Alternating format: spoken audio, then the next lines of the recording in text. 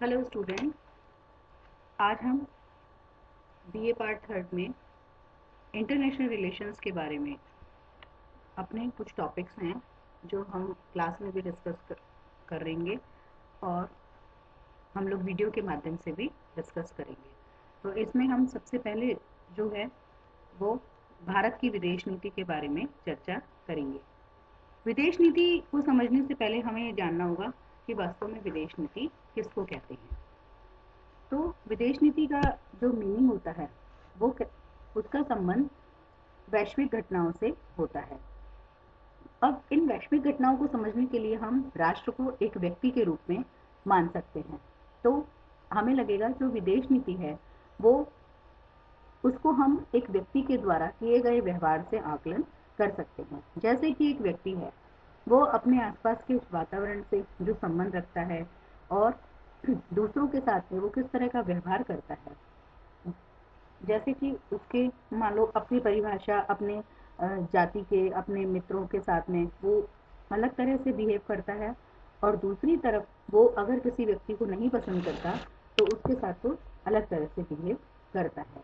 तो इस तरह से ये माना जा सकता है कि अपनी क्षमताओं के आधार पर कोई व्यक्ति अपने लाइफ में जीवन पर्यंत अपने लक्ष्यों और इच्छाओं को प्राप्त करने के लिए अपना संबंध बनाता है और उन्हें आकार देने में लगा रहता है। हम मतलब हर आदमी की एक अलग तरह की इच्छा होती है, अलग तरह का उसका स्वभाव होता है। कुछ लोग तो क्या करते हैं कि जैसे सबसे मित्रता बनाने में विश्वास करते हैं, कुछ लोग चाहते हैं कि नहीं हर लोग मेरी बात को माने, कुछ लोग दूसरों पर अपनी शक्ति का उजागर करने में विश्वास करते हैं। तो इस तरह से किसी भी व्यक्ति के लिए जो लक्ष्य और इच्छाएं हैं प्राय सुरक्षा, समृद्धि और आत्म विकास से संबंधित होती हैं। और ये इस तरह की जो इच्छाएं हैं या जो लक्ष्य होते हैं उन्हें हम राष्ट्र की भाषा में राष्ट्रीय हित कह सकते हैं। जैसे कि राष्ट्रीय हित क्या होते हैं, जिस तरह से व्यक्ति के हित परिवर्तित होते रहते हैं उसी तरह से राष्ट्र के हित समय और परिस्थिति के अनुसार बदलते रहते हैं। लेकिन कुछ हित ऐसे होते हैं जो सार्वभौमिक हित होते हैं जो हमेशा बने रहते हैं। जैसे सुरक्षा है, सुरक्षा के मामले में हम जैसे सैनिक तैयारी है, आंतरिक और बाह्य सुरक्षा है। दूसरा आता है समृद्धि, आर्थिक कल्याण जैसे कि प्रत्यक्ष विदेशी निवेश है, व्यापार है, निर्धनता उन्मूलन आदि। और राष्ट्र का दर्जा, स्टेटस जिसको कहते हैं प्रस्तुति, मतलब विश्व व्यवस्था में क्या होता है कि राजनीतिक स्थिति में जैसे कि संयुक्त राष्ट्र परिषद की सदस्यता होती है तो विदेश नीति के माध्यम से राष्ट्रीय हितों की अभिव्यक्ति और उन्हें प्राप्त करने की इच्छा मानी जा सकती है। तो इसका मतलब क्या हुआ, विदेश नीति को हम ये कह सकते हैं कि किसी राष्ट्र का वह राष्ट्रीय हित जो वह प्राप्त करने के लिए अपनी नीतियों का निर्माण करता है वह विदेश नीति कहलाती है। जैसे यहाँ हम एक एग्जाम्पल लेते हैं, परिभाषा करते हैं। जे बंदोपाध्याय के अनुसार विदेश नीति अंतर्राष्ट्रीय व्यवस्था में उद्देश्यों एवं माध्यमों का चुनाव करने की प्रक्रिया होती है। जैसे हम सरल शब्दों में कहें तो विदेश नीति अन्य राष्ट्रों के साथ संबंध बनाने और उसे बनाए रखने के लिए एक राष्ट्रीय प्रोटोकॉल कहा जा सकता है। इस प्रकार भारत की विदेश नीति ऐसे विश्व में राष्ट्रीय हितों को परिभाषित, अभिव्यक्त और प्राप्त करने का प्रयास करती है जहाँ से ये हित कई प्रकार से राष्ट्र की सीमाओं के बाहर स्थित तत्वों और कारकों पर निर्भर होते हैं। तो ये इस तरह से हम विदेश नीति को डिफाइन कर सकते हैं। विदेश नीति को निर्धारित तत्वों के बारे में हम पढ़ेंगे तो इसमें हम सबसे पहले देखेंगे कि विदेश नीति कई तरह के तत्वों से प्रभावित होती है और कई तरह के तत्वों को प्रभावित भी करती है और जिनके कारण वो उसकी जो सफलता और असफलता कई तरह के फैक्टर्स पर निर्भर करती है। इतिहास में हम देखें तो भारत के मामले में शांतिपूर्ण जो सहअस्तित्व की नीति, गैर आक्रामकता को जो है वो भारतीय विदेश नीति का इतिहास कहा जा सकता है कि भारत ने प्रारंभ से ही जो है वो ये माना था कि वो शांतिपूर्ण सहअस्तित्व की नीति में विश्वास करता था। भौगोलिक दृष्टि से हम माने तो भू राजनीति और भू रणनीति, जैसे कि भारत में नदियां हैं, राष्ट्रों की सीमाओं में नदियों का जोड़ है, वो एक दूसरे से जुड़ी हुई हैं। भारत और ये जो नदियां हैं वो भारत सहित कई पड़ोसी देशों से होकर भी बहती हैं। जैसे गंगा है, ब्रह्मपुत्र है, तीस्ता नदी है, ये सब एक दूसरे राष्ट्र को जोड़ने के काम आती हैं। हिमालय और हिंद महासागर दोनों ही क्या होते हैं, भारत के प्रहरी कहे जा सकते हैं और वो भारत की सुरक्षा के लिए हमेशा खड़े हैं। ठीक है, तो इस तरह से भौगोलिक दृष्टि से ये भारत की नदियां और पहाड़ भारत के सुरक्षा कवच हैं। अब तीसरा जो हम इसमें फैक्टर वो ले सकते हैं वो फैक्टर है आर्थिक विकास। किसी भी देश के आर्थिक विकास की आवश्यकताएं, आर्थिक विकास की अवस्था उस देश की विदेश नीति और उससे संबंधित विकल्पों में माध्यमों और उद्देश्यों दोनों दृष्टियों से योगदान करती है। फिर है जैसे घरेलू वातावरण, इसमें उस देश में जो संस्थाएं कार्य करती हैं, जो राजनीतिक वातावरण है, राष्ट्रीय हितों पर आम सहमति है, आवश्यकताएं हैं, महत्वाकांक्षाएं हैं, क्षमताएं हैं, नेतृत्व तथा नौकरशाही इत्यादि इसमें शामिल रहता है। घरेलू का मतलब होता है जो उसकी इंटरनल एजेंसीज हैं वो भारतीय विदेश नीति को किस तरह से प्रभावित करती हैं। फिर आता है हमारे पास में अंतर्राष्ट्रीय वातावरण। अंतर्राष्ट्रीय वातावरण में हम शामिल कर सकते हैं जैसे युद्ध है, शांति है, स्थिरता है, अर्थात एक शांतिपूर्ण बाह्य वातावरण आर्थिक वृद्धि और विकास में सहायक होता है। तो इन सब तत्वों से हम ये निष्कर्ष निकाल सकते हैं कि विदेश नीति के जो उद्देश्य हैं उनको प्राप्त के जो साधन है वो कौन कौन से हैं, राजनयिक, आर्थिक और सैन्य साधनों को माना जा सकता है। और इनमें क्या होता है कि लगातार परिवर्तन होते रहते हैं। तो इस तरह से हमने देखा कि शांतिपूर्ण सहअस्तित्व की नीति है, भौगोलिक दृष्टि से जो पहाड़ और नदियां हैं वो इसके सुरक्षा कवच हैं, आर्थिक विकास भी विदेश नीति को प्रभावित करता है। घरेलू वातावरण में हमने आपको बताया कि जिस तरह से जो संस्थाएं कार्य करती हैं, नेतृत्व है, नौकरशाही है, ये सब इसमें शामिल होते हैं। और अंतर्राष्ट्रीय वातावरण के अंतर्गत युद्ध है, शांति है और आसपास का वातावरण है, वो सब भारतीय विदेश नीति को प्रभावित करते हैं। तो ये हो गया हमारा भारतीय विदेश नीति क्या है और भारतीय विदेश नीति के जो फैक्टर्स हैं वो क्या है। अब हम देखते हैं कि विदेश नीति का विकास कैसे हुआ, मतलब विदेश नीति का विकास में स्टार्टिंग में हमारी क्या विदेश नीति थी और वो कहाँ तक पहुंची है।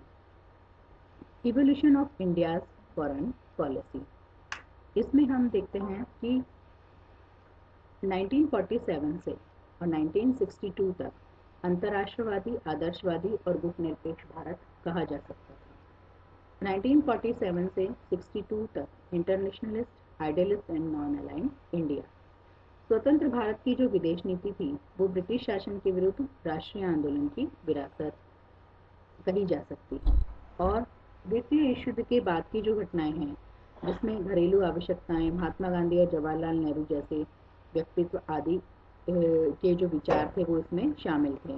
भारतीय संविधान के अनुच्छेद 51 यानी 51 का मतलब है यहाँ पर नीति निर्देशक तत्व के अंतर्गत अंतर्राष्ट्रीय शांति और सुरक्षा का समर्थन करने हेतु एक प्रावधान किया गया और उस प्रावधान के अंतर्गत ये कहा गया कि राज्य निम्नलिखित का प्रयास करेगा, जैसे अंतर्राष्ट्रीय शांति और सुरक्षा की अभिवृद्धि का राज्य द्वारा प्रयास किया जाएगा।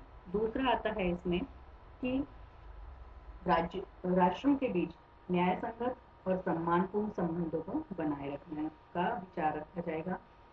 संगठित लोगों के एक दूसरे से व्यवहारों में अंतर्राष्ट्रीय विधि और संधियों के प्रति आदर भाव बढ़ाया जाएगा। अंतर्राष्ट्रीय विवादों को मध्यस्थों द्वारा निपटाने के लिए प्रोत्साहन दिया जाएगा। तो अब ये माना जाता है कि स्वतंत्र भारत की जो विदेश नीति थी उस पर प्रारंभ में जवाहरलाल नेहरू का विशिष्ट प्रभाव देखा जा सकता है, जो भी एक लंबे समय तक वो प्रभाव देखने को मिला है। क्योंकि नेहरू जी ने की दृष्टि में क्या था कि उन्होंने इतिहास भी देखा था, भारत की आकार और क्षमता को देखते हुए भारत को विश्व राजनीतिक स्थिति में एक विशेष दर्जा दिलवाया था। और संयुक्त राज्य अमेरिका और रूस जो कि उस वक्त तो विश्व पटल पर दो महाशक्तियां थी, दो ध्रुव थे, उनके बीच में संतुलन बनाए रखते हुए उन्होंने गुटनिरपेक्षता की नीति का सिद्धांत दिया था। और ये जो गुटनिरपेक्षता की नीति है, ये क्या करती थी कि जो उपनिवेशवाद था उसका विरोध करती थी, और इसने एशियाई एकजुटता में अपना समर्थन दिया था। और इसके माध्यम से क्या थे, जो दक्षिण अफ्रीका एशियाई देश थे, वो धीरे धीरे उपनिवेशवाद के चंगुल से मुक्त हो पाए थे। तो एक बात और मैं यहाँ डिस्कस करना चाहूँगी कि भारत के स्वतंत्र होने से पहले ही नई दिल्ली में 23 मार्च से 2 अप्रैल 1947 को एशियाई संबंध सम्मेलन एशियन रिलेशन कॉन्फ्रेंसेस आयोजित की गई। नेहरू जी के अनुसार हम एक युग के अंत और इतिहास की एक नई अवधि की दहलीज पर खड़े हैं। निष्क्रियता के लंबे अंतराल के बाद एशिया विश्व मामलों में अचानक पुनः महत्वपूर्ण हो गया है। क्यों हो गया? क्योंकि उसमें एक उन्होंने गुटनिरपेक्षता की नई नीति बना ली थी। पाकिस्तान के साथ जो जूनागढ़ विवाद हुआ, उसमें शांतिपूर्ण समाधान के लिए जनमत संग्रह का जो सुझाव सबसे पहले भारत ने दिया था, और पुनः भारत ने 1947 में कश्मीर की स्थिति का समाधान करने के लिए भी इसी प्रकार का प्रस्ताव दिया गया था। दिसंबर 1947 में कश्मीर में पाकिस्तान की आक्रामकता को संयुक्त राष्ट्र में ले जाने पर संयुक्त राष्ट्र जैसे अंतर्राष्ट्रीय संगठन में अपना विश्वास व्यक्त किए जाने को कई लोग भारत के नेतृत्व की ओर से की गई गलती के रूप में देखते हैं। वो ये मानते हैं कि ये नेहरू की सबसे बड़ी भूल थी, क्योंकि उसमें ये माना जाता है कि अगर नेहरू उस वक्त ये डिसीजन नहीं लेते तो शायद कश्मीर पूरी तरह से हमारा होता। जी बंदोपाध्याय ने कहा कि कश्मीर के प्रति अपनी नीति के आदर्शवाद और यथार्थवाद दोनों का समन्वय करने के नेहरू के प्रयास ने कश्मीर कूटनीति के कुछ पहलुओं को प्रभावित किया, और यदि किसी अन्य व्यक्ति द्वारा इस मुद्दे को संबोधित किया गया होता तो संभवतः इसका स्वरूप कुछ भिन्न रहा होता। राजीव सीकरी के अनुसार 1948 में जब जम्मू कश्मीर की परिस्थितियां बिगड़ती जा रही थी, तब नेहरू पाकिस्तान के साथ युद्ध के लिए तैयार थे, लेकिन उनके ब्रिटिश सेना प्रमुख ने उनका प्रस्ताव अस्वीकृत कर दिया था, और भारत के ब्रिटिश गवर्नर जनरल के दबाव में उन्होंने कश्मीर समस्या को संयुक्त राष्ट्र संघ के समक्ष प्रस्तुत किया था।